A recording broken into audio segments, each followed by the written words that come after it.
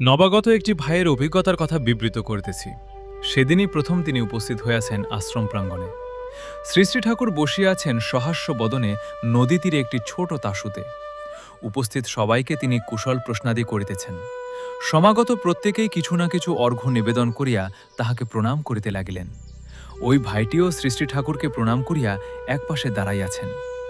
অমনি শ্রী শ্রী ঠাকুর তাহাকে জিজ্ঞাসা করিলেন, কিরে, কখন এলি? তিনি উত্তর দিলেন।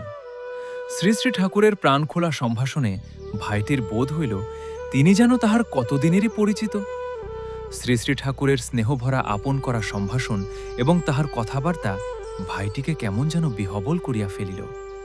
তাহার মন হইতে পূর্ব সঞ্চিত জল্পনা, কল্পনা, প্রশ্ন সবই কোথায় ভাসিয়া গেল। তিনি ভাবিতে লাগিলেন, দেশের বড় বড় নেতাদের অনেককেই তো দেখিবার এবং কোন কোন ক্ষেত্রে তাহাদের বিশেষ নৈকট্য লাভের সুযোগও পাইয়াছি জীবনে, কিন্তু এমন একটি স্নেহবিগলিত মূর্তি, এমন হাসিমাখা মুখ, এমন আপনার জন আর কোথাও তো দেখি নাই। শ্রী শ্রী ঠাকুরকে তিনি বলিলেন, নূতন এসেছি, দু একটা কথা আছে আমার বলার। শ্রী শ্রী ঠাকুর মধুর হাসিয়া বলিলেন, যা, স্নানাহার সেরে নে, পরে হবে এখন। আহারান্তে বিশ্রামাদির পর ভাইটি শ্রী শ্রী ঠাকুর দর্শনে গিয়াছেন। তাসুর সম্মুখে ঘাসের উপর বহু মায়েরা ও দাদারা কেহ বসিয়া ও কেহ দাঁড়াইয়া আছেন। শ্রী শ্রী ঠাকুর প্রসন্ন চিত্তে তাহাদের সহিত আলাপ আলোচনায় ব্যাপৃত। ভাইটিও আগাইয়া গিয়া ভক্তমণ্ডলীর একপাশে বসিলেন এবং কথাবার্তা শুনিতে লাগিলেন। তিনি দেখিলেন বিভিন্ন সমস্যা লইয়া দাদারা প্রশ্ন করিতেছে এবং শ্রী শ্রী ঠাকুর তাহার সমাধান দিতেছেন খুবই সহজ সরলভাবে। আশ্চর্যের বিষয়, ওই কথাবার্তার ভিতর দিয়া তাহারও প্রায় সকল প্রশ্নেরই সমাধান হইয়া যাইতে লাগিল। ভাইটি এইভাবে কয়েকদিন সকালে ও বিকালে শ্রী শ্রী ঠাকুরের সন্নিধানে কাটাইতে লাগিলেন। বলা বাহুল্য, কদিনের মধ্যে ওই ভাইটি প্রশ্ন না করিয়াই তাহার মনের যাবতীয় প্রশ্নের উত্তর পাইয়া গেলেন। ভাইটির অন্তরে স্থির বিশ্বাস হইল, প্রশ্নের কোনো প্রয়োজন নেই, যাচাই করিবারও দরকার নেই।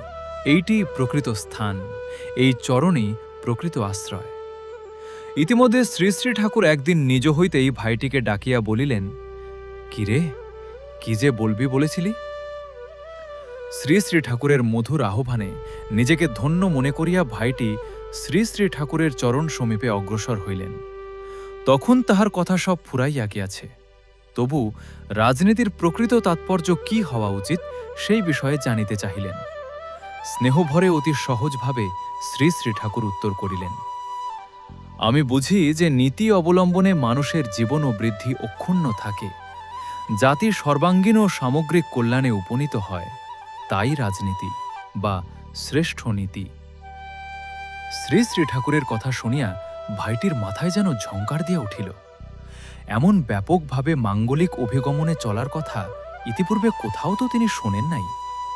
এমন বাস্তবভাবে পারিপার্শ্বিকের সেবার কথা পূর্বে তো জানিতেন না। শ্রী শ্রী ঠাকুরের কথা দৈববাণীর মতো তাহাকে আবিষ্ট করিয়া রাখিল। যে কদিন আশ্রমে ছিলেন সর্বক্ষণ শ্রী শ্রী ঠাকুরের সঙ্গ করিয়া তিনি মুগ্ধ হইলেন। ভাইটি ভাবিতে লাগিলেন, প্রতিদিন প্রাতকাল হইতে রাত্রি 12টা থেকে 1টা পর্যন্ত অসংখ্য মানুষ পরিবেষ্টিত হইয়া আছেন শ্রী শ্রী ঠাকুর। এই মানুষটির বিশ্রাম বা নিরালা বা গোপন বলিয়া কিছু নাই। তাহার পারিপার্শ্বিক সবাই খুশিতে ডগমগ। সবাই ভাবেন তিনি শ্রী শ্রী ঠাকুরের অতি প্রিয়। দিবারাত্র প্রশ্নের বিরাম নাই, বিরাম নাই তাহার কথার। জ্ঞানের এমন কোনো দিক নাই যাহা আলোচনা না হইতেছে।